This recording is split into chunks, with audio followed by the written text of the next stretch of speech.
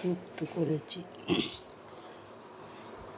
আনাজগুলো সব ভেজে নিয়ে পাঁচফোড়ন ফোড়ন দিয়ে ভেজে নিয়ে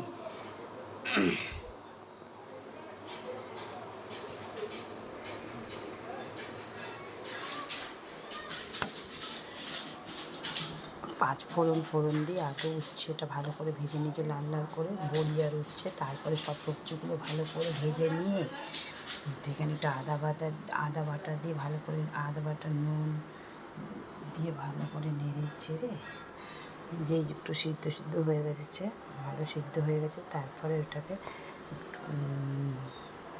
তিল আর কাজু বাদাম বাটা দিয়ে ভালো করে নাড়িয়ে চাড়িয়ে নিয়ে দুধ দিয়েছি, দুধ দিয়ে ভালো একটু ফুটিয়েছি।